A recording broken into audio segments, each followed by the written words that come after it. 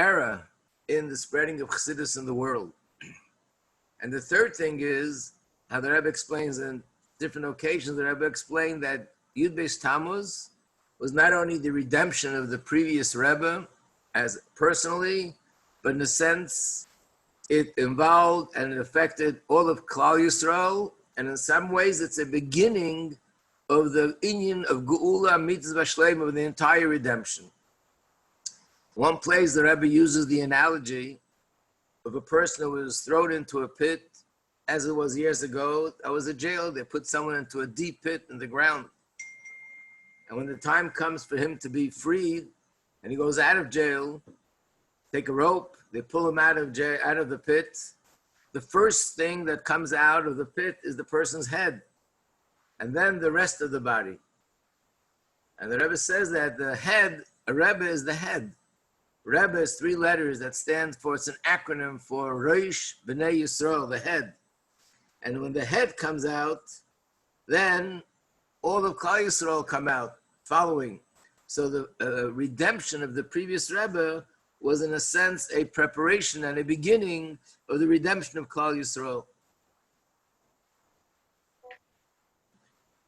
Of course, following the year that the previous Rebbe went out of jail, there are many Maimorim that the Frierdiker Rebbe said in connection to this day, many Farbrengens, the Rebbe, many Maimorim and Sichos. There's one point that we find in a number of Maimorim of the previous Rebbe. Lon told me he's plugged in. He has a USB plug-in. And our Rebbe. Well, what does that mean? It means that he's... With the Rebbe, goes into, it's a Maimer, starting with a Maimer called Matoivu Ehalecha, Tofresh Peites. It was said in 1929 in honor of Yud Beis Tammuz. And in that Maimer, the Frierdiker Rebbe discusses the difference between the Aveda of an Nisayon and the Aveda which we call Avedas HaBirurim. Avedas HaBirurim means the Aveda of elevating the sparks. In general, when a person eats food, he elevates the sparks in the food. He buys clothing, he elevates the sparks in the clothing. He lives in a house, he goes to a place of work, he's elevating the place that he's in. That's Avedas HaBirurim. What the Frierdiker Rebbe and the Jews in Russia were experiencing at that time was an Nisayon. There were forces that were out to stop them from learning Torah and doing mitzvahs and trying to undermine their connection to Hashem. And it was a big test that they stand up against all that and do the right thing, be committed and be loyal to Torah and to mitzvahs. What is the difference between the two things? And the Frierdiker Rebbe explains 2 points. One point is, in Avedas HaBirurim, when the Aveda is elevating the spark and refining myself and my surroundings, that's done by engaging with the thing that I need to elevate, being involved with it.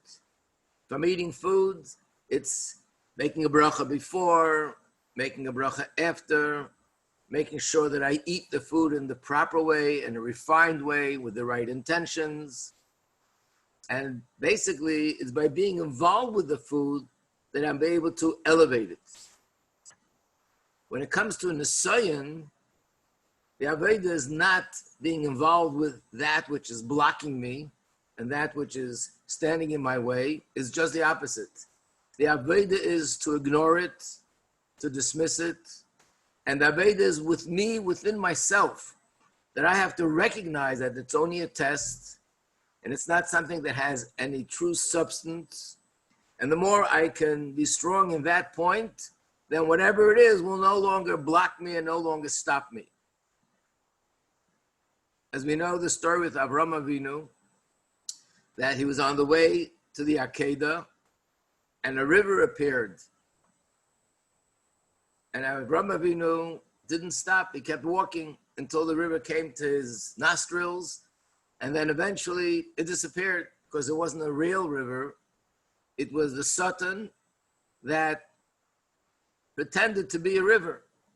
Once he continued walking and it didn't allow this to stop him or to weaken him, then it actually disappeared. And that's the way it is with every test. So when it comes to a test, we're not getting involved with the whatever it is that's standing in my way. On the contrary, by getting involved, I'm giving it substance. Imagine a person is davening, trying to concentrate on davening, and someone else intentionally is trying to disturb him, talking to him, singing, making noise, because this person doesn't appreciate davening and wants to make fun of his davening. The way to deal with it is not by dealing with that person. It's by me totally ignoring, dismissing, but I have to work with myself and recognize that this is nothing more than a test. And that's the avoid. The second thing is that when it comes to an asayan, there's no room for any dialogue with whatever it is that's blocking me, or dialogue within my own head. Because as soon as you start having a dialogue, maybe yes, maybe not, maybe a little bit, you're again giving it substance. And once you give it substance, it has the power to stand in your way and block you. So therefore, when it comes to Nisayan, what's required more than anything else is just you have to approach it with absolute determination and force. This is what I'm doing, and nothing and nobody will stop me.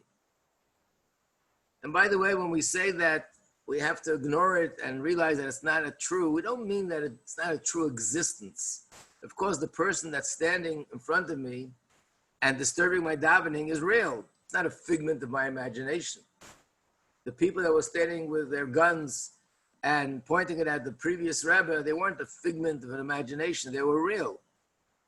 But it means that the concealment, the fact that they could block me and they could cause me to deviate from my commitment to Torah mitzvahs, that's not real. That's just a figment, it's just a test. That's the part that's not real. And as soon as I recognize that it's not real and it's just a test, I don't pay any attention to it and it won't block me. Let's take, for example, the story with the Baal Shem Tov's father. Well known that before the Baal Shem Tov was born, his father was given a test. Rebbe Lezer, he was a tzaddik nister, a hidden tzaddik. And Eliyahu Navi was sent down to test him. I won't go into the details because I think everyone knows the story, but someone appeared in his house before Shabbos wanting to be a guest. Of course, he took him into his house. He conducted himself in an extremely rude way, a way that any other person in a normal situation would have actually asked him to leave the house. And Rebbe Lezer not only didn't ask him to leave the house, he respected him, he was nice to him, after all the rude things that he did. And after Shabbos was over, that poor beggar suddenly changed, and he said to him, I'm not an ordinary beggar, I am Eliyahu Navi. I was sent down from Shemayim to test you, and you actually passed the test. And in that merit, you will have a child. He had no children at the time. And this was the Baal Shem Tov who was born a year later. So it doesn't mean that the person who was rude was a figment of imagination. It was real. But it wasn't a real rudeness. It was just to test him. And when you realize it's just to test me, then I don't give it any substance and I'm able to overcome it. And this explains the way the Frierdiker Rebbe conducted himself when he was arrested. He conducted himself in a way that he made a decision with absolute determination that he's not going to give them any substance, those people that arrested him. And expressed itself in many ways.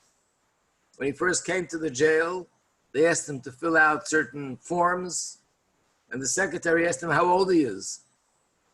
And he answered 150 something years old. Of course, she looked up at him like, what are you coming here cracking jokes? And the Frierdiker Rebbe said, I'm not here as an individual. I'm here as a continuation of the Alter Rebbe, the Mittel Rebbe, the Tzemach Tzedek, Rebbe Maharash, Rebbe Rashab. So right now we're all together 150 something years old. This happened a few times, to the point that more than one said to him, "Do you know where you are? Like, sir, wake up! Don't you get it? You're in the Shpalerka, this horrifying jail." But the Frierdiker Rebbe's response was, "I know where I am. I'm in a place that's an exempt from a mezuzah. It's like a bathroom or a horse's stable." This was the kind of an answer that he gave. When they spoke to him in Russian, these were unfortunately Jews who went over the path and became communists. He didn't answer them in the Russian language. He specifically answered them in Yiddish.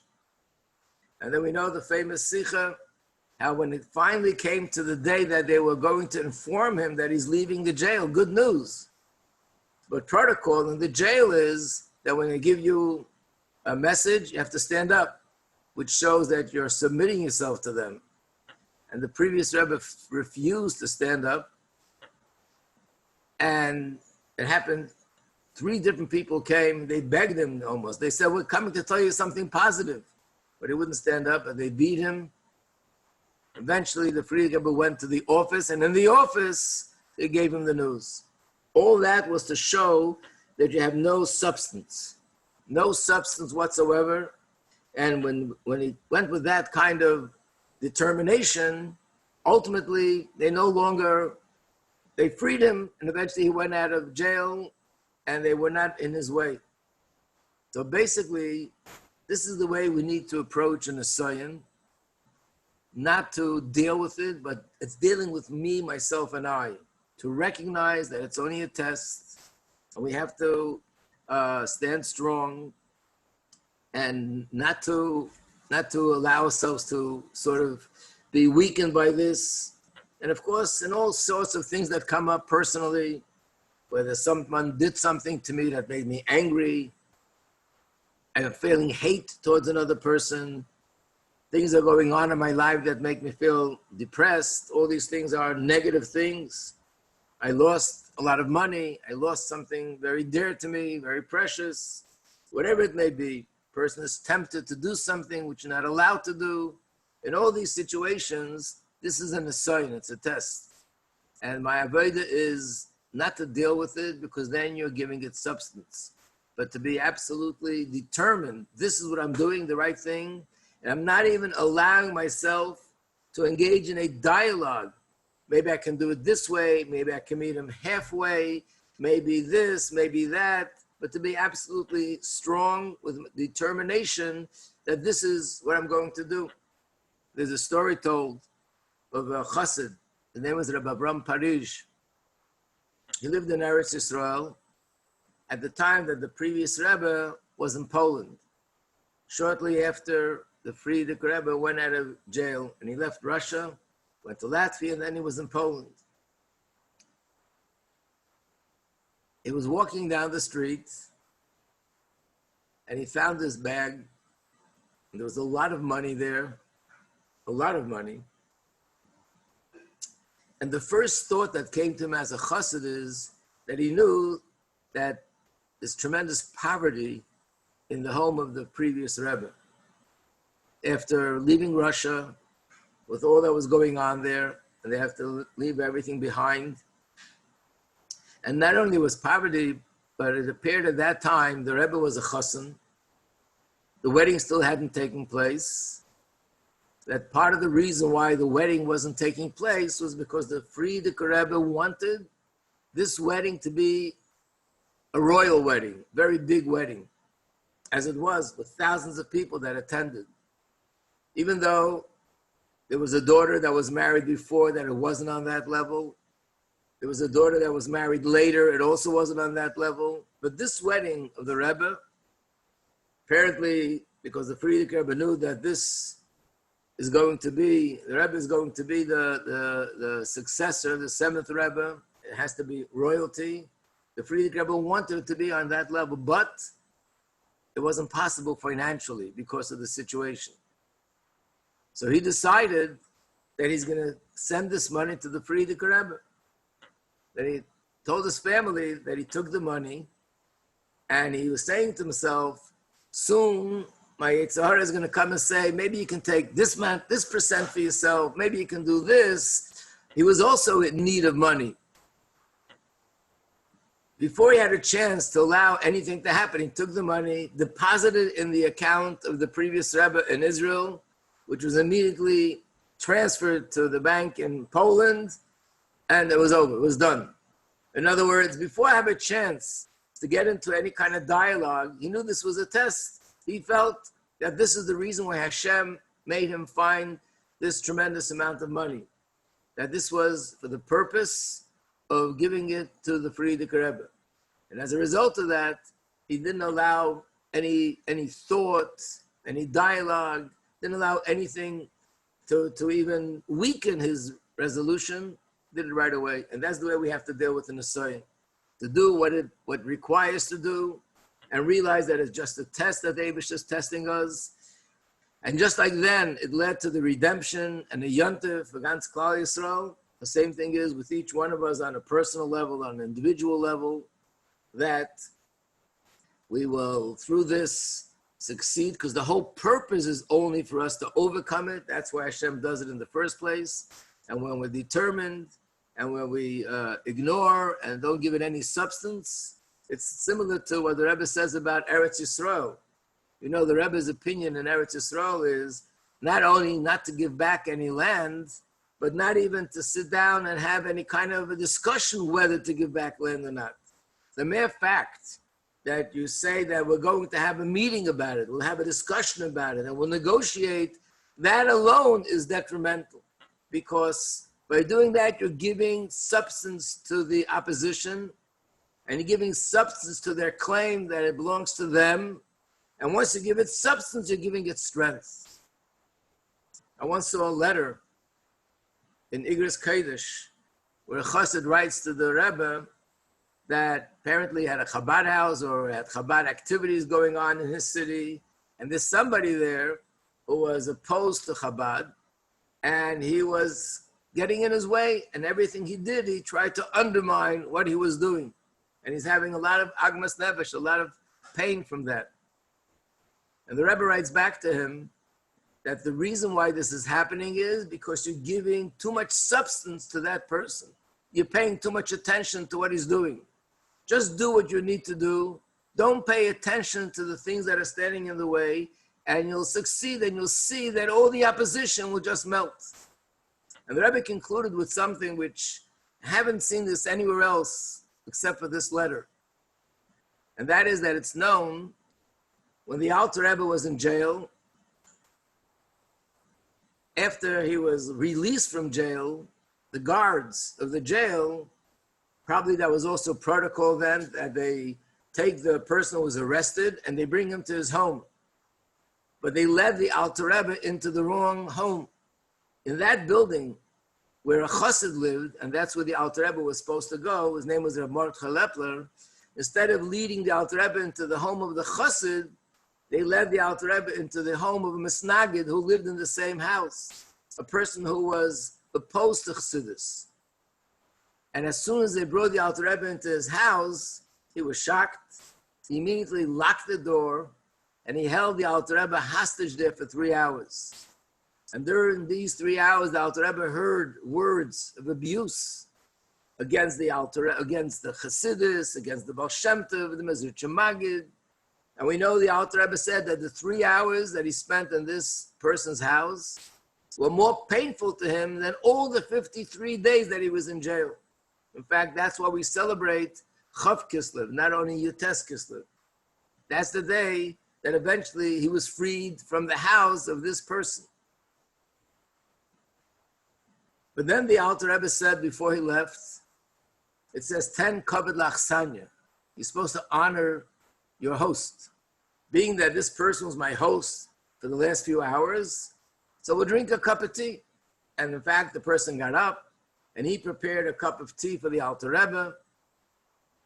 This was a story that's told, but the Alter Rebbe himself, the Rebbe writes, in his later years, said that he regrets that he drank the tea in this person's house. Why does he regret it? Because by doing that, he gave him too much substance. So the Rebbe concludes, don't give any substance to the things that are in opposition. Don't give any substance to the things that stand in your way. And then we'll be able to go forward overcome the test, and the test will just melt away. L'chaim, l'chaim, we should all see that in our personal avodah. L'chaim, everybody.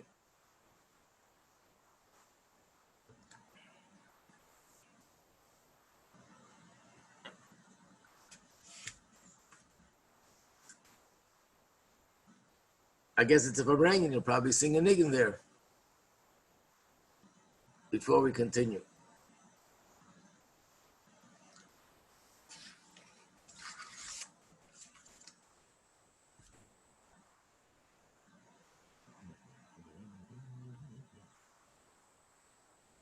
What's going on?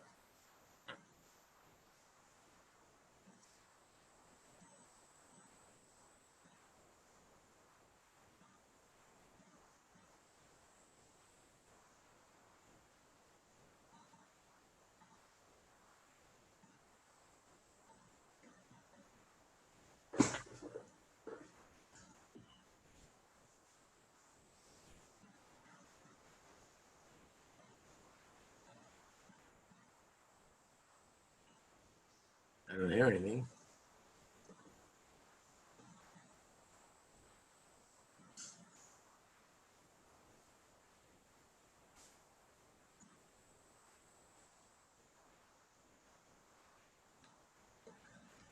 Oh, okay.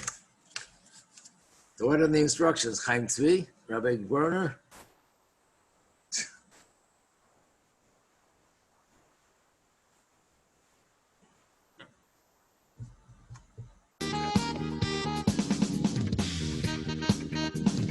I did it la la, I did it ya ya ya ya ya ya ya ya ya.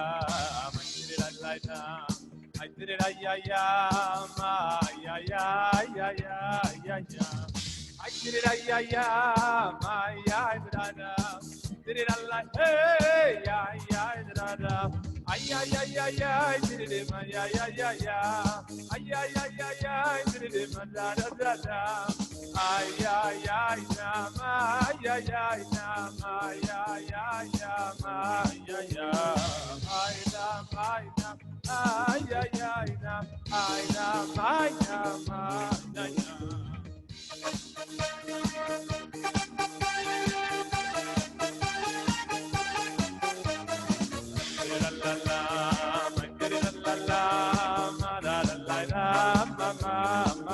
Zusammen, I did it la la, I did it la, hey, I did I did it, my ya ya ya ya, ay ya ya ya ya, I did it, my ya ya ya ya, ay ya ya na, ma ya ya ya ya ya, ma ya ya, my na, ay ya ya na, ma ya ya na, ma ya ya. La la, la ya ya, ma ya ya ya ya ya ya. I did it la la, I did it ya ya, ma ya ya ya ya ya ya. I did it la la, ma ya da da. Did it like hey ya ya da da. I did it ma da da da da. I did it la la, I did it ma ya ya ya ya. You start drinking. I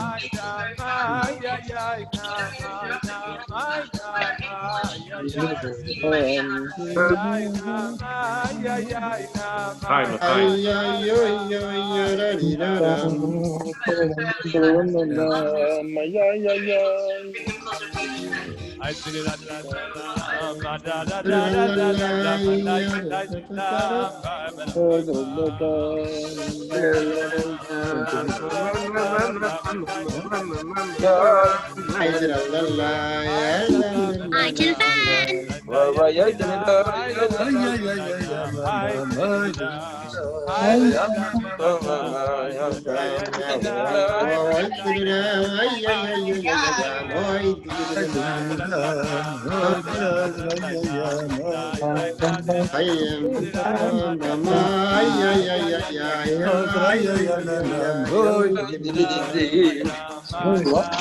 Unmute yourself.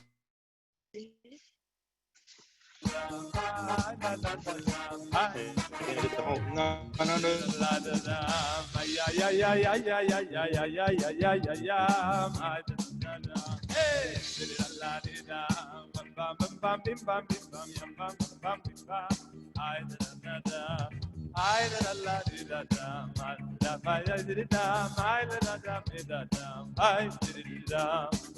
la la da mi da da, I da la I did it da, I la da mi da da, I did it da. I la la la la, I la la la la, bam bam bam bam bam bam, ya ya ya ya, did it la la la la, I la la la la la, la la la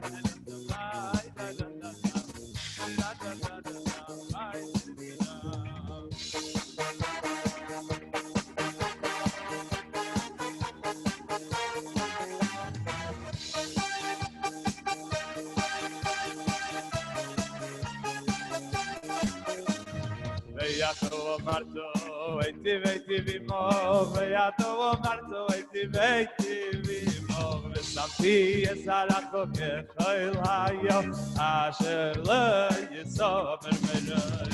Beato Marto, veti vimo, Beato Marto, veti vimo, Vesampi esalacho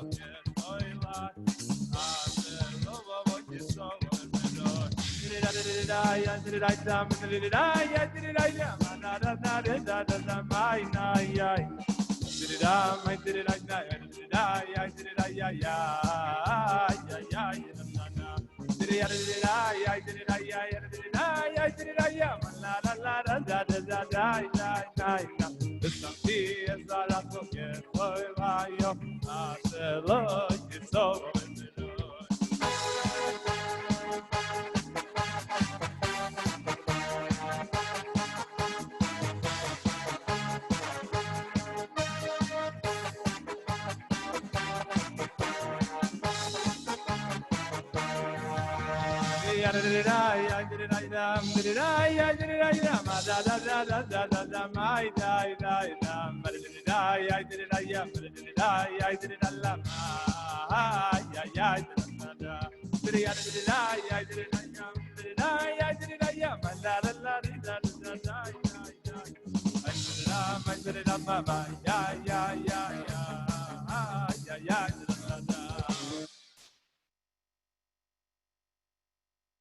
Chaim, Chaim.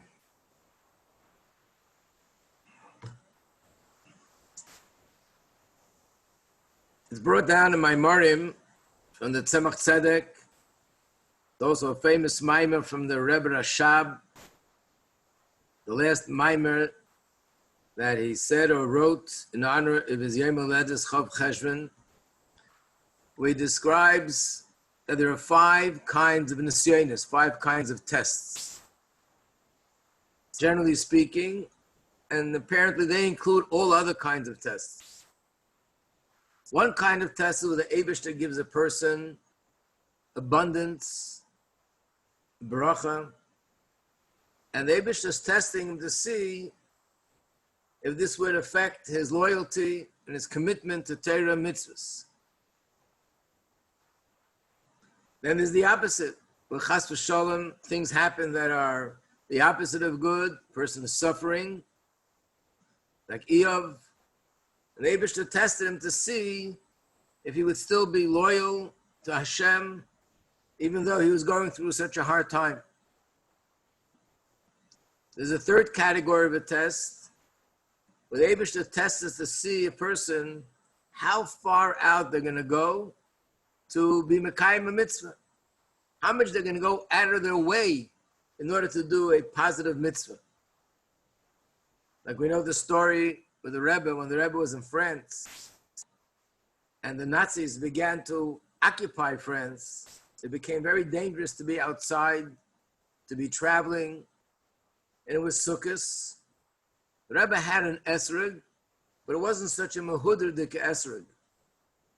And the Rebbe wanted to get an esrog that's more mehuder.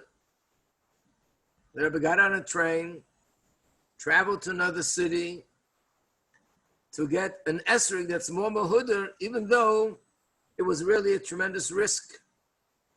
So how far is a person ready to go to do a mitzvah? The fourth category is how strong a person will be in resisting temptation from doing an Aveira. Like the story in Chumash with Yosef Atzadik on the shot level, on the simple interpretation, with the wife of Potiphar, was a test that he should resist temptation. The fifth category is a test where the Eibishter tests our emunah, tests our faith.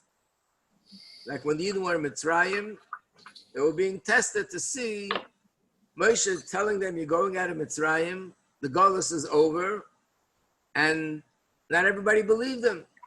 They were there for over 200 years. It was very difficult to believe that now it's all over. When the Yidden went by the Yam Suf, and it looked like there's nowhere to go, and the Egyptians are behind them, and the Yam Suf is in front of them, it was a test to see if they'll have their emunah or they'll lose it. And the same is with Moshe Rabbeinu. When he went up to the mountain to take the Torah, and he was said that I'll be back in 40 days, and he didn't come, it was a big test. And people began to doubt, and unfortunately, that's when they made the Egel Azav. These are all tests of Amunah. In fact, even the Nisayon of the Akedah, on the simple shot level, this was also testing Avraham Avinu if he's ready to give up his beloved son for Hashem. But brought down from Rabbi Nachum Mendel of Haradok that he said, no, this is also mainly a test of Amunah. Hashem promised Avraham Avinu that he would have a son. Ki b'Yitzchak yikar lecha zara. This son, Yitzchak, is going to be a father of a great nation. And now, Yitzchak is not even married. He has no children. And the Eibishter is telling him to bring him to the Akedah. That's a contradiction. So the test was, how is Avraham Avinu going to react to that? And Avraham Avinu had no questions. He went straight ahead, did what Hashem told him. This is also a test of Amunah. What we are going through now in our times is also a test of Amunah. And it's only a test, and we have to be strong in a few ways.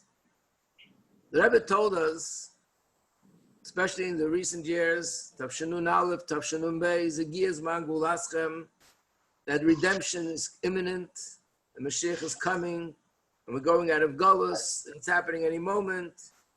And then Chav Zayin Adar occurred, and then Gimmel Tammuz occurred. And we are where we are right now, which raises doubts in some people's minds about these words that the Rebbe said, Giz Mangul Aschem. Seichel, the intellect, comes along and says, well, maybe the Rebbe only meant it as a bracha, as a good wish, but it's not even a question. It's very clear. Every time the Rebbe spoke about this, he said this as a fact. This is the time that we're going out. Hegiyas Mangul Aschem, Hine Zeh Ba. In fact, 29 years ago, Shabbos Parshas Balak, which is the parsha we read yesterday, the Rebbe used the words and he said, "Bevadai or bevadai, beli shum sofek usvek sveik," which means with certainty upon certainty, without any doubt and not even a doubt of a doubt, that now is the time that it's happening. It reminds me of a story, also a story that's well known, that the previous Rebbe once heard from his father, from the Rebbe Rashab, an explanation in a subject of Chassidus. But the Rebbe Rashab prefaced it by saying that he's saying this, perhaps you can explain it this way. Later he went to visit his father-in-law. His father-in-law asked him to give over some Chassidic thought, which he did. And when he came back home, the Rebbe Rashab asked him about his visit. And he told him, his father-in-law asked him to say something, and he gave over a certain thought. And the Rebbe Rashab turned to him and said, but I told you, I'm just saying this as perhaps. I didn't say it with certainty. And the Friedrich Rebbe responded and said, when you say as perhaps, as far as I'm concerned, I'm absolutely certain. So imagine what we should be feeling when the Rebbe says, Bevadai, bevadai. Belishum sufik l'svek sveka, without any doubt and even a doubt of a doubt that this is what's happening now. And not only that it's going to happen, the Rebbe told us it's already has begun. The Rebbe gave us numerous examples. The kitzur chabesim li'itim, that swords are already starting to be turned into plowshares. The Rebbe spoke about how the United Nations, America, Russia got together to reduce arms. In the Sikha Vayakal Nun Beis, the Rebbe said that we're already witnessing kibbutz goliaths, where hundreds and thousands of Jews are coming out of Russia and coming to Eretz Yisrael. And in those years, the Rebbe said, we're witnessing the fulfillment of the prophecy, Ki meitzeischa me'eretz Mitzrayim erena neflois. We'll be seeing wonders. And the Rebbe said, this is the war that we saw in Iraq, where incredible miracles. Jews in Russia who were held there for 70 years behind the Iron Curtain, without any war, without any bloodshed, change of policy in the government, coming out of Russia, and now it's a free country. This is the miracles that we're witnessing now. So it's not a question of a wish or a bracha. The Rebbe told us this is a fact that's happening. And yet, here we are. Then Seichel comes along and says, but maybe it's one of those things that it didn't happen, but it happened in the Gula happened in some sort of a spiritual way. Like we know the story with the Alter Rebbe, the Tzemach Tzedek rather, that the Alter Rebbe said in the year Tafresh Ches 1848 is a year when Mashiach will come. And the Rebbe Marash said to the Tzemach Tzedek, but it hasn't happened, it's 1848, Tafresh Ches. And the Tzemach Tzedek responded, but the Lukuti Torah was printed. In other words, what is Mashiach? Mashiach is revealing godliness. So the Lukuti Torah was printed this year, which is a tremendous revelation of godliness. And the Rebbe Marash answered, but we want Mashiach begashmius, literally. Tzemach Tzedek, of course, said, yes, that is true. So maybe this is one of those things. The same with the Rambam, who said Mashiach is coming in his times. It didn't happen physically, but we have the Rambam, which was a whole new level of Torah being revealed. And the same with Rashi. It didn't happen physically in the times of Rashi, even though it was predicted that it's going to be in that time. But we have Rashi, something spiritual, which is Mashiach. But here the Rebbe said clearly, no, what he's referring to is Mashiach, physically, down to earth, in a concrete way. And he said this so many times. It'll be so physical and so tangible and so visual. We'll be able to point our fingers and say, and the Rebbe used the terms over and over with Mashiach, but Peil Mamish in actuality. Sometimes the Rebbe would say Mamish, Mamish, Mamish 3 times. What else could the Rebbe say to make it clear that he's referring to Mashiach in the most physical sense? And then logic comes along and says, but it's not working, but maybe we lost the opportunity. Maybe it was a window of an opportunity and we lost it. Like the story with the Arizal, where he told the students if they would have gone together with him Friday afternoon to Yerushalayim, then that would have been Mashiach. But because they missed the opportunity, we lost it. We know there was once such a story by the Rebbe. In 1964, it was Shavuos, Farbrengen, Tavshin Chavdalid, and the Rebbe spoke about Russian jewelry. And then the Rebbe said, no. The Rebbe wanted something, but he didn't say what. And nobody understood. And then the Rebbe was very pained, and you see the Rebbe was very shaken. And the Rebbe said that if the Chassidim would have said L'chaim for Russian Jews at that moment, then all the Jews from Russia could have been freed. In a sense, what we saw happening in 1990 could have happened in 1964. But we missed the opportunity. I remember there was someone that every Shabbos after that, by the Farbrengen, would say L'chaim for the Russian Jews. But that was, we missed the boat, so to speak. But over here, we can't say that because the Rebbe told us in the Sikh of Sheftim that this message of Egiyas Mangul Laschem is being given over as a nevuah, as a prophecy. And when something is said as a prophecy, it's irreversible. When a Navi says something as a nevuah, then it means that it's irreversible. It can't be stopped. And the Rebbe actually brought a mimer from the Alter Rebbe, where the Alter Rebbe discusses this very point. How is it that such great people like Reb Shimon Bar Yochai and other great tzaddikim gave dates, and they said this is the time for Mashiach, and it never happened?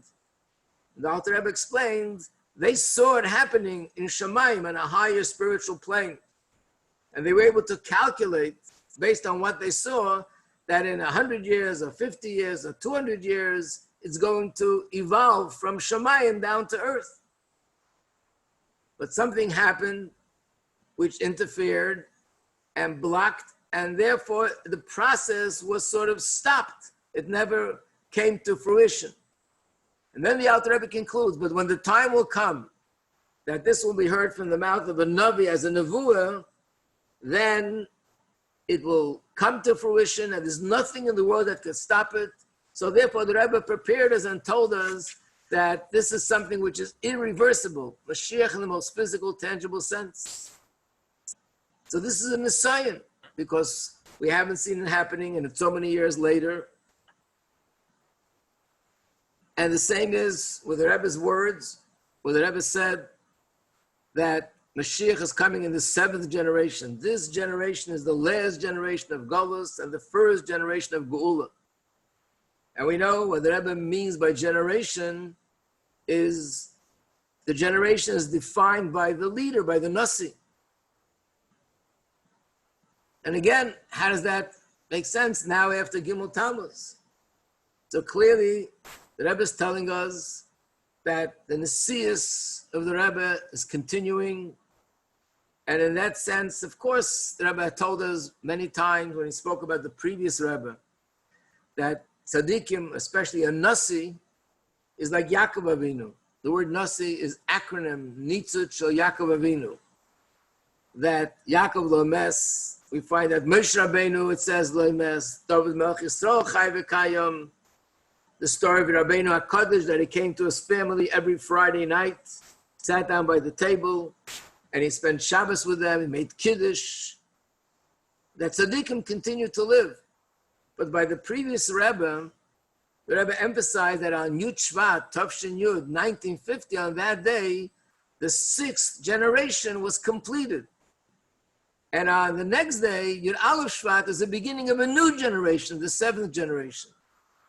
Here the Rebbe told us that Mashiach is coming in the 7th generation. So that means that the Nesius, the leadership of the Rebbe, is continuing now no less than before. And the same regarding the fact that the Rebbe said over and over in the Sichos, had it printed, that the Nasi Adar is the Mashiach of the generation. The Rebbe said numerous times, Menachem Shmei. And the question is, the Seichel logic begs for an answer. How could it be? How does it make sense? And the answer is, this is an assign. We know one thing, when the Rebbe says something to us, it's bevadai, beli, shum, sofek, svek, svek. It's with absolute certainty. There's no doubt. I don't understand, it's because I don't understand. But in no way does it weaken my emunah. That's what an assign is. In fact, we mentioned before that Avraham Avinu bringing his son Yitzchak to the Akedah was not only a test to see if he's ready to give up his one and only beloved son Yitzchak for Hashem, but it was a test of faith. Hashem told him, Yitzchak yikar lecha zara, you're going to have a son that's going to be a father of a great nation. And now Yitzchak is being brought to the Akedah, and he doesn't even have children, which means it's going to be impossible for him to be a father of a great nation. So Mefarshim ask a simple question. Okay, we know it was only a test. But at the time, Avraham Avinu didn't know that this was only a test. He was ready to actually bring Yitzchak to the Akedah. So what was he thinking? How did he reconcile in his head the two things? Hashem tells him that Yitzchak will be a father of a great nation. He promised him. And then he tells him to bring Yitzchak to the Akedah. So there are different Mefarshim, commentators on the Torah, that they give answers to this question, what he was thinking, how he was able to bring the two things together. There was a chassid who was called Rashbatz. He was a chassid, one of the biggest chassidim of the Tzemach Tzedek, and the Rebbe Marash, the Rebbe Rashab. He had the merit that he taught chassidus to the Rebbe Rashab and the Frierdiker Rebbe when they were young. So we're talking about a very big chassid. And he said that this is also brought up in the Zohar, this question.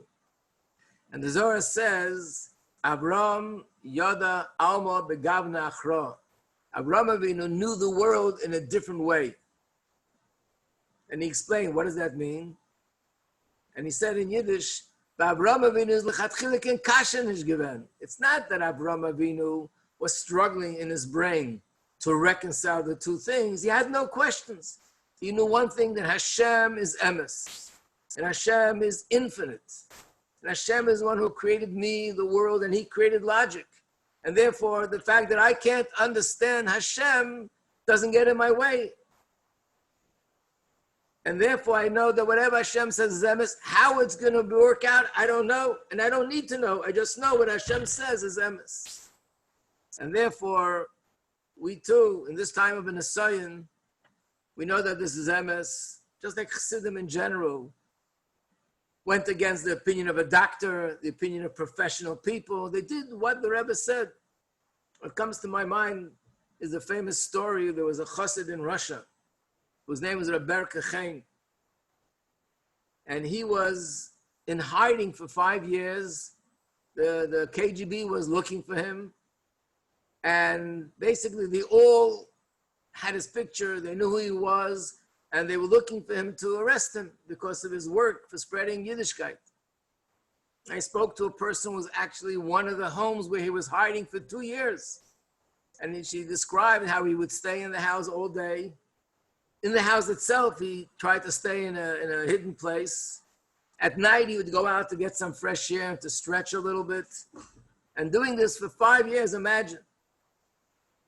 And then in Russia, they said that if you have a relative living outside of Russia, they'll allow you to leave, but you have to fill out an application. So the question was, how could he do this? To go under a different name is pretty dangerous. To go under his own name, they'll arrest him right away. And the family asked the Rebbe the question, and to their shock, the Rebbe's answer was that he should apply with his own name, with his true name. I think they asked again to make sure that they got the right answer, and the Rebbe confirmed, yes, he should apply with his own name. And that's what he did. Applied with his own name. They took the application, they processed it, and eventually he left Russia and came out and went to Israel. And of course, this is a miracle that the Rebbe performed. But right now, I want to focus on the chassid. Imagine a person's in hiding for 5 years, and they're looking for him. And yet, once the Rebbe said, go ahead, he went, didn't have any questions. He was absolutely certain that what the Rebbe said is that's the way it's going to be. So that's the way we have to be in the face of this Nisayon, to be strong and trusting in the Rebbe's words. And certainly we'll see that in this month, which the Rebbe calls Chodesh HaGeula, and on this day, Yud Beis Yud Gimmel Tammuz, the day of Geula, we'll see the fulfillment of those words. And the Rebbe will lead us out of Golos, take it from Yad Mamish. L'chaim.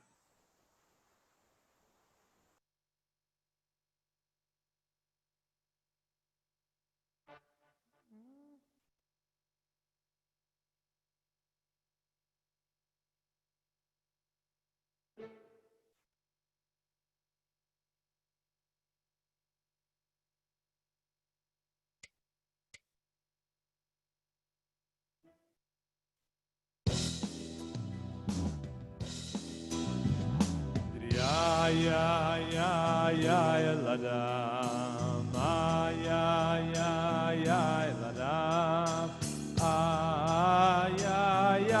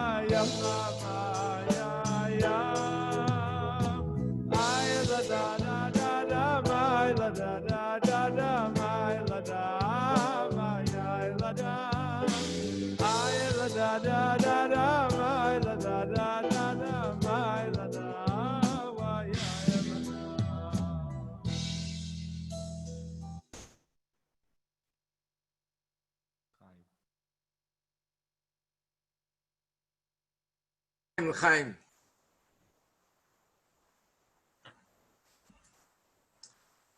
Is a mimer from the Rebbe. The mimer was actually said Tavshin Chav Tes. It's printed in Maimarim Ulakotim Chelik Hey. It starts with Zeis Chukes Atera. And in that mimer, the Rebbe speaks about Yud Beis Tammuz. The Rebbe explains the idea that when the Alter Rebbe was in jail, we know that not only he was released and he was able to continue spreading Chassidus like before, but after he went out of jail, it was on a whole new level. In fact, there's an expression by Chassidim that this is Chassidus that was taught before Petersburg, and this is from after Petersburg.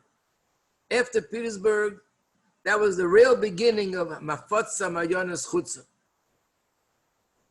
And the same was with the previous Rebbe. Just like by the Alter Rebbe, we say, that there's a much greater light that comes out as a result of darkness. So after a period of darkness, there's a greater light.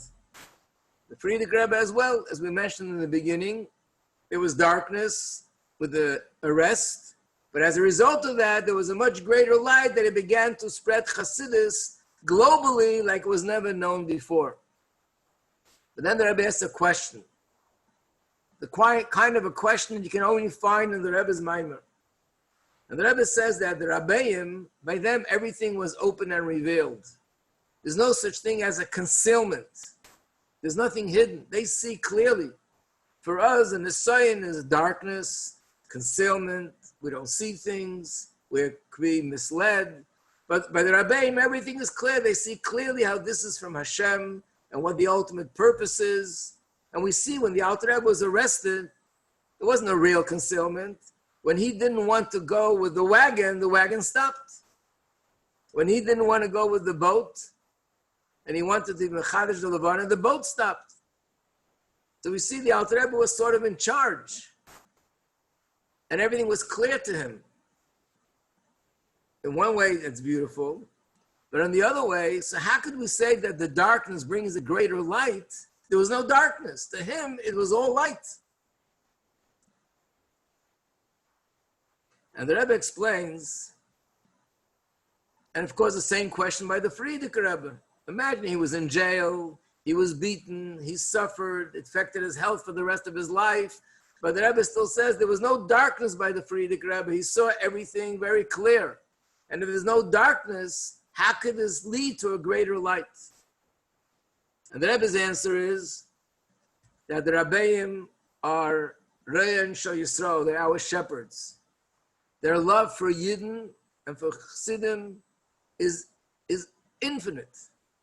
And not only that, but their love for Yidden and their concern for Yidden is greater to them and more important to them than their own personal avodah. That's more of their ikar. That's their primary thing, because that's who they are, Re'eh Yisrael, shepherds. And being that by us Yidden it was a concealment, for us, for our perception, this was darkness. Therefore, it became darkness for the Rebbe, and that darkness could lead to a greater light. Incredible words. By the Rebbe, everything is open and clear. There is no darkness. But because for us it's darkness, and the Rebbe is connected to us, and his involvement with us is more ikar, more primary than his own personal avodah, therefore, for the Rebbe, it's considered darkness. And that explains how this darkness can bring to a greater light. We can also connect this to another sikha from the Rebbe, so a very famous sikha in the Parsha of Zeis HaBracha, where the Rebbe raises the question about the last words of the Torah, where it talks about all the great things Moshe Rabbeinu did, and it concludes, and he did it le'enei kol Yisrael, before the eyes of all the Yidden. And the Rashi says this is referring to the breaking of the luchis. And the Eibishter told Moshe Rabbeinu, Yasher koyach, for breaking them. And the Rebbe asks, why should the Torah end with something negative, the breaking of the luchis? And a lot of details to the question. Every question makes the question so much stronger.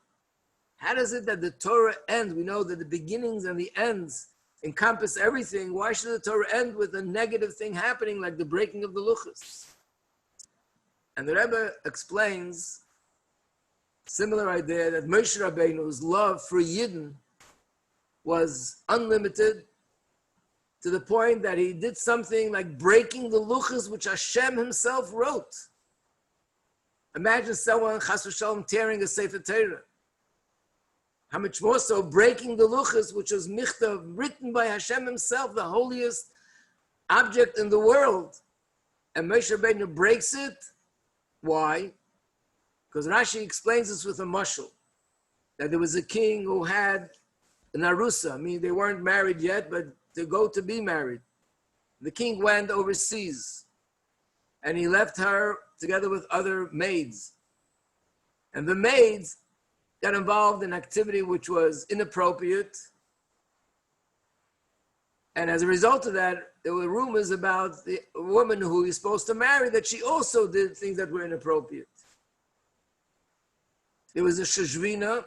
This is a person who cared for her, and he wanted to protect her.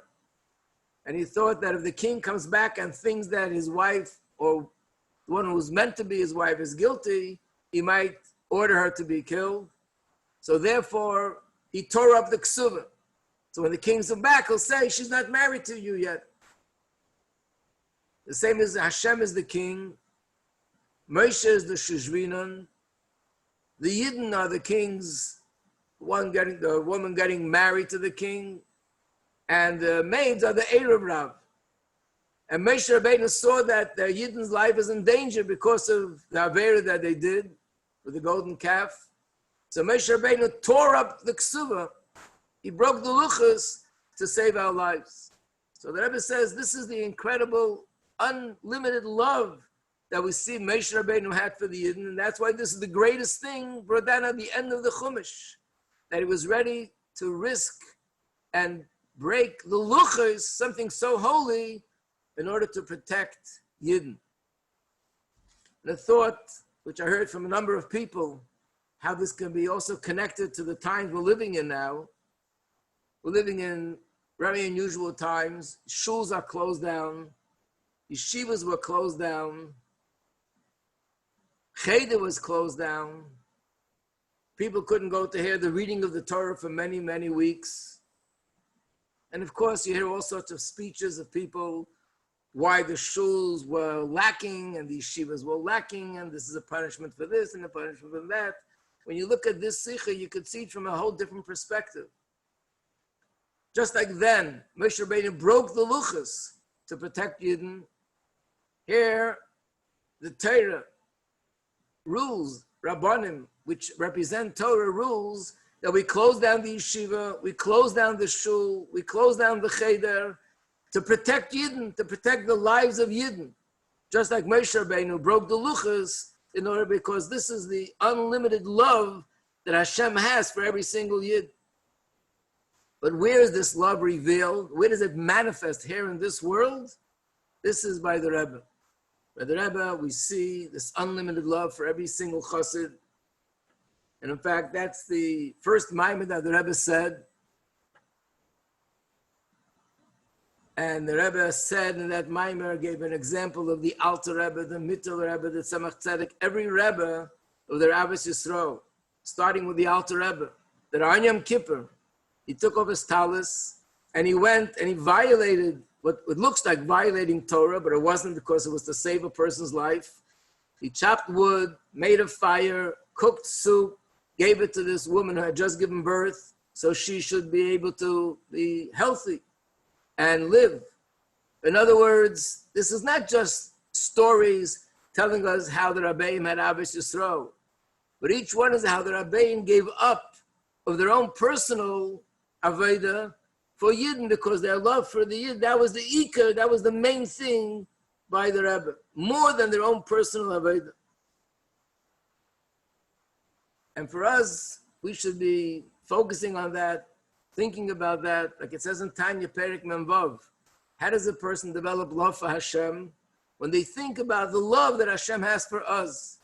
And he gives a mashal of it says, Kamayim apanim lepanim, when you feel the love of someone else, then your heart is aroused with love for that person.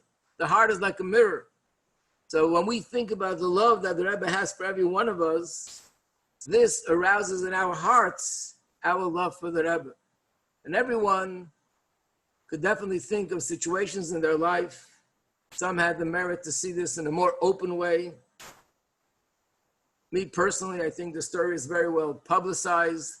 Happened actually 51 years ago on Ches Tammuz, this time of the year, the 8th day of Tammuz. I think everyone knows the details, but it was a car accident, a big fire, 9 Bachrim in the car. I was one of them. And miraculously, everyone's life was saved. But what we found out was that a few hours before the fire, the Rebbe had requested to print 5 letters from the Alter Rebbe, Mittel Rebbe, Tzemach Tzedek, where they were giving brachas to people and communities that had fires. And Rabbi Chadikov, the Rebbe's secretary, explained that the Rebbe himself said that by doing this, this was the bracha that protected our lives. So the Rebbe was thinking of his chassidim. Rabbi Groner, Rabbi Leibel Groner of Hasholem, told the story that he once heard that the Frierdiker Rebbe saw the Rebbe Rashab looking at papers, and while he was doing that, his lips were moving. And he asked the Rebbe Rashab what he's doing. The Rebbe Rashab told him he looks at the names of people that wrote him, and he thinks about them and sees what's going on in their lives. And those that need a bracha, he gives them the bracha that they need. And he said the Rebbe asked him to prepare index cards and these index cards would be the names of every single chassid, and their mother's name, and their family members' names. And he associated with this that probably the Rebbe is doing the same thing. The thought comes to my mind, but the Rebbe needs cards to write it down on a piece of paper. But the truth is, it says in Chumash that the Kohen Gadol had one of his garments had on it the names of all the Shvatim. If you look in Chumash Parshas Tetzaveh, Rashi says, why were the names there? Hashem will see their names written, and he'll remember them and remember their righteousness. So Hashem needs the names written. So obviously writing it down adds and enhances this whole process of Hashem remembering us, and the same is with tzaddikim. So therefore, we should think and focus and pay attention and go over in our minds of the love that the Rebbe has for each and every one of us. Rabbi Zalman Chaner just recently published a story that it was Purim. He was ready to eat the meal, the Sudas Purim, and he got a phone call from Rabbi Leibel Groner. I have a message from the Rebbe for you, and you must come immediately, so I'll tell you what the message is. When he came, he said like this: the Rebbe told me there's somebody, gave the name, that is a very close friend of yours. He's sitting down now to eat the meal of Purim, and he's him sitting next to, facing his wife, and they're both very sad, full of anxiety, and they're not really enjoying Purim. So call them up and tell them that everything is going to be okay, and they shouldn't worry. And that was the message. He called his friend immediately, and the friend said, that's exactly what's happening. We're sitting by the table, just looking at each other, and we're both very sad because the wife was diagnosed with, unfortunately, a very serious illness. And the Rebbe said that it'll all be okay. And he asked them, when did you write to the Rebbe about it? And he said, I didn't. I was waiting to hear and to see the results. So the Rebbe saw what was going on by them. And the Rebbe sent a message that they should simply have a very happy Purim and notified them they have nothing to be worried about the future, which is, of course, what happened. So sometimes we have this chus to see this openly, and sometimes we don't see this openly. We know how much the Rebbe is thinking about us. So we should return that love to the Rebbe, and that love to the Rebbe should be translated in action, our commitment and dedication to do the things the Rebbe wants, which is right now to do all those things, to bring the Gula Mitzvah Shloma, take it from Yad Mamish. L'chaim.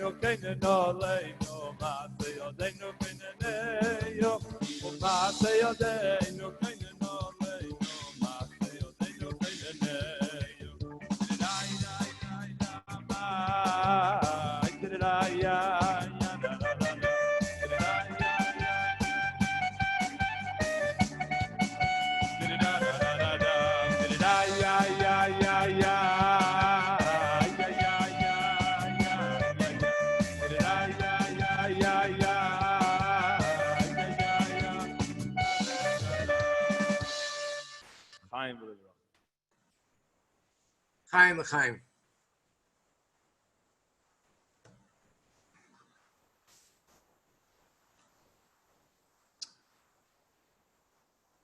Ultimately,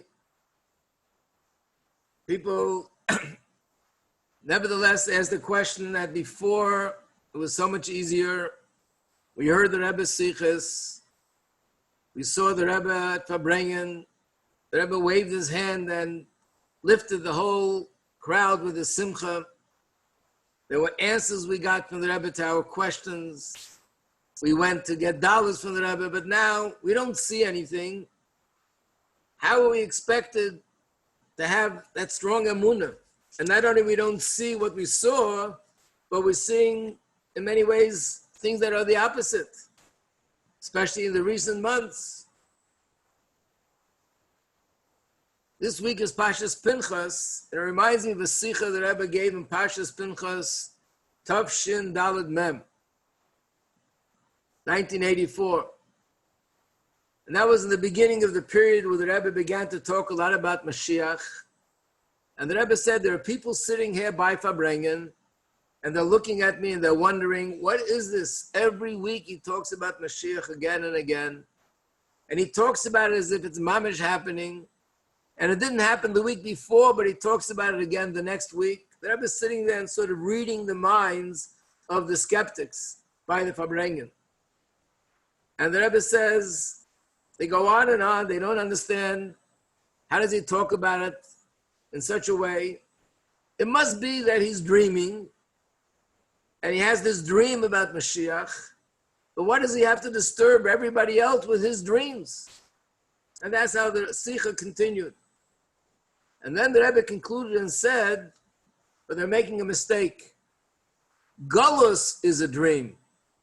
Mashiach, that's reality. That's what makes sense. The Rebbe brought the pasuk that Golus is compared to a dream. In other words, the world, the life we're living today is something which doesn't make any sense, just like a dream. When Mashiach will come, everybody will be healthy, everybody will be happy, there will be no tears, there'll be no illness, there'll be no Yetzer Hara. The world will be filled with happiness and goodness and kindness. The world will be filled with achdus and love for one another. All the good things, begashmis and beruchnius. That's the world that makes sense. That's reality. The world that we're looking at today is a nightmare. This is not the real reality. And it's not that the Rebbe was just sort of playing with the words. What you say is a dream, not what I say is a dream. Basically, the Rebbe's perspective is the opposite of our perspective. Our perspective is that Golus is the reality. When you talk about Geula in this perfect world, it's some sort of a dream. And the Rebbe's perspective is just the opposite. The Rebbe sees Geula, Mashiach, that's reality. And where we're living now, and the way we're living now, that's the dream. This can be explained with the famous mashal brought down by the Mittel Rebbe of a young couple that was arrested by a king, thrown into a dungeon. And this was a dungeon where they were cut off from everybody and everything. They didn't see any people, no light. Everything that they got was lowered down through a window in a basket, whether it was food, whether it was drinks, whether it was clothing. Everything that had to be removed from the cell was taken out through the basket. So they saw a basket being lowered with food and drinks and other supplies, but they never saw any people. And they had two children that were born in the jail. That's where their life began. And one day, as they were growing up, they had this philosophical discussion. Who is giving us all the supplies? Who's giving us the food? Who's giving us the drinks? And it was clear to them, the window. We see every day how the window lowers this food. And the parents started to laugh and said, no, it's not the window. There are people out there. There's a world out there. There's oceans. There are mountains. There are lakes. There are millions of people. They go on and on to describe what the world looks like. To the children, this is all fantasy. The reality of these four walls, black walls, where we're confined to. And to the parents, this is not reality. This is a jail. The reality is out there. This is the same way the Rebbe looks at the world and tells us this is not reality. But we look at the world through our eyes and we don't see this reality. And that's what Golus is, a distortion of what we see. It says that the main thing of difference between Golus and Geula is in the eyes. Golus is compared to sleeping. What is the main indicator that a person is sleeping? The fact that their eyes are closed. That's where you can recognize it. Because it's not seeing things from the right perspective. That's the definition of Golus. We see an interesting thing that when Moshe Rabbeinu didn't come down from the mountain, the Yidden worshipped the golden calf. Most people understand that he waited till the last minute. He didn't show up, and then they made a plan to make a golden calf. So Rebbe brings a medrash that there are two opinions, and both are different.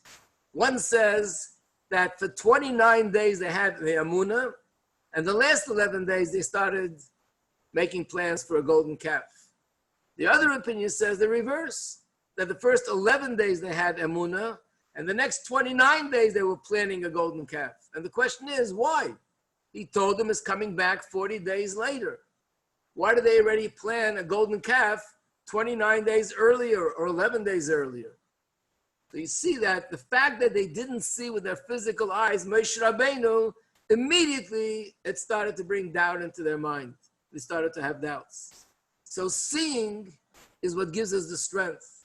And that's why in the times of the Beis Hamikdash, there was a mitzvah to go to the Beis Hamikdash 3 times a year to see. Aliyah L'Regel was to go to the Beis Hamikdash and to see.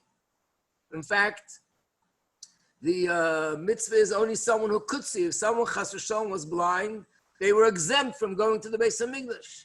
Beis Hamikdash is a place filled with godliness, but it wasn't just enough to know that it's there, but to see it. There's a story with the Mazritcha Magid that his students once said to him they'd like to see Eliyahu Hanavi. And he said to them, one day, there's going to be a big party. And all the noblemen are going to come to the noblemen here to celebrate. And you're going to see a parade of these royal carriages. The second carriage is going to be, the person sitting there will be Eliyahu Hanavi. So they got excited, they waited for the party.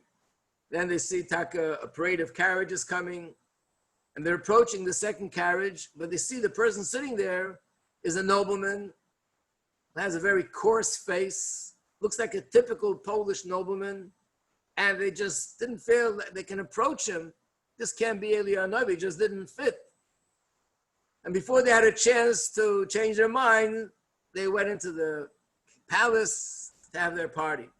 And they realized, no, they really should have gone over to him. The Rebbe said that that's Eliyahu Hanavi. So they waited for them to be over with the party, and now they're coming out hours later.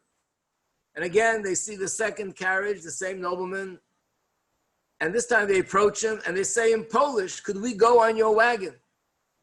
And he begins to scream at them, I don't want to take any fools on my wagon. Get away from here. They were very surprised. The Rebbe told them it's going to be Eliyahu Hanavi. So when they came to the Maggid said, so you speak to Eliyahu Hanavi in Polish? In other words, didn't they believe the Maggid? Of course they did. But with the eyes, when they see this nobleman's face, who looks like a typical nobleman, and a coarse, typical nobleman, they just couldn't put it together with Eliyahu Hanavi. So when we see with our eyes, that has the strongest effect on us. It says that Yaakov planted trees in Mitzrayim. That's where they had wood for the Mishkan. And why did Yaakov have to plant those trees hundreds of years earlier? The Rebbe explains in the Sikha, this was to give the Yidden the strength and Amunah. When they saw the trees, these are the trees they're going to go out of Golus with and build a Beis Hamikdash. This gave them strength. In fact, I didn't see the source, but I remember somebody mentioning that there's a medrash that says the reason why they were called Atzei Shitim, because there were Jews who used to care for these trees and water them and make sure that it was growing properly. And people called them Shaitim, the fools, that they believe that these trees will eventually go out and they'll build the Mishkan. So he did it so it should be visual. What do we do today? And the answer is, the Rebbe sees Geula, the Rebbe sees everything, the Rebbe sees it with the true perspective. If we're connected to the Rebbe, we'll see what the Rebbe sees. Like there are stories with the Baal Shem Tov, that at certain times he would tell his Talmidim to put their arms on each other's shoulders to make a human chain, and then they saw what the Baal Shem Tov saw.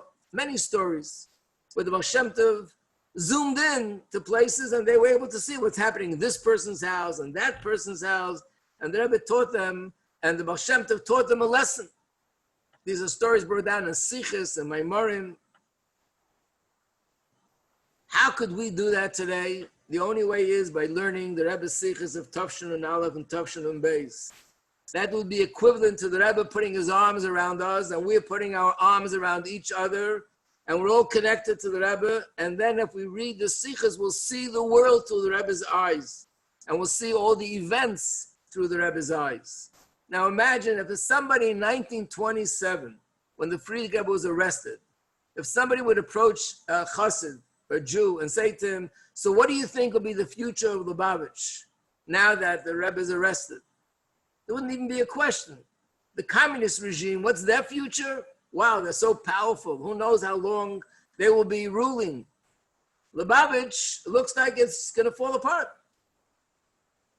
What is it now? The communist regime is a non-existent entity, not weaker, non-existent entity. And Lubavitch is growing by leaps and by bounds. We see this so many years later, 93 years later. And therefore, this is the emes. When you look at things from the Torah point of view, from the Rebbe's eyes, that's what we see. And that's what we're going to see in a basa, if we just look now through the Rebbe's eyes. So therefore, I think when we daven in the morning, we say, Baruch Atah Hashem Elokeinu melech haolam pakeach ivrim, open my eyes. We should ask that not only we should see potatoes and tomatoes and spaghetti and meatballs, we should see the emes the way the Rebbe sees it. And the only way we can see the way the Rebbe sees it is by reading and learning the Sichos of Nun Aleph and Nun Beis about Mashiach. And then we'll have simcha. And all the things happening in the world won't frighten us, won't cause us to have any fear and any anxiety, any doubts. We have to just say to ourselves, Asheinu matev chalkeinu, how fortunate we are. Imagine we have something so fortunate and not to take advantage of it. Lahavdil, I once heard Professor Branover tell the story that in Russia, they had this joke that when they first came out with the train was going down the track and there was an old lady schlepping with heavy bags, and he stops the train and he says to her, lady, get onto my train, I'll take you where you need to go. She had no idea what this is. And she says to the conductor, would you stop bothering me? Don't you see that I'm in a rush? Very unfortunate. We have not just a train and not just a plane. We have a spaceship. We have something the Rebbe is giving us the opportunity to see the world through the Rebbe's eyes.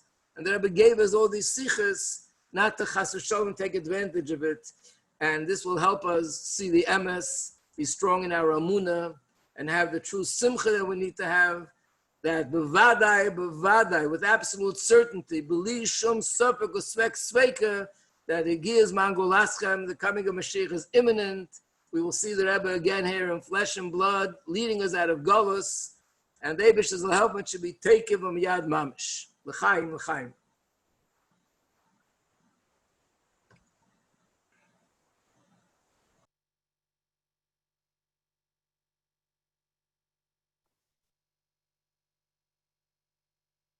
L'chaim, Rabbi Majeski, L'chaim, everybody. And I'd like to express on behalf of everybody a very heartily yashikoyach. And Rabbi Majeski, as I said before, was one of the first shluchim to Yeshiva Gedolah here in Melbourne. And the Rebbe said to them and to the other shluchim that the shlichus to Australia is a pu'ula nimsheches. It's a continued action. And therefore, you are one of us here in Australia. And just also to mention, talking about Mashiach, that I heard and I checked it over a few times. The Rebbitzin of Rabbi Gesher Mendel Gerelig Zolzain Gesundten Stark was once by the Rebbe in Yechidus, and the Rebbe said to her, Mashiach wird kommen oder früher in Melbourne oder früher in Milan, and said Melbourne before Milan. This is clear. I checked it with her a few times. What's the connection between Melbourne and Milan? The only connection that I could think is that my father alav hashalom, and Havdil ben Chaim L'Chaim Rabbi Gershom Mendel Gerelik left to their shlichus in the same week of Yutes Kislev, Tovshin Yutes. But anyway, Ayashukech again, Rabbi Majeski, you should go Mechayel El Choyel, and anybody who wants to make use of the resources of Rabbi Majeski, he has printed a few booklets on Mekayres. It's called, I think, Likutei Mekayres, in regards to Inyani Mashiach Geulin of the Rebbe Siches and various topics, which are very, very beneficial and good source material to be mechazik the Emunah, which Rabbi Majeski has been speaking about and inspiring us with. And I don't know how they're available, Rabbi Majeski. Maybe you can tell us how they're still available. I think there are a few copies here in Australia. And die kids was also gesehen, the Rebbe is also gesehen, Miyad Mamash, it should be Chag HaGeula, Amitis V'Shloma, Miyad Mamash now, Chaim. Amen. Amen. Amen.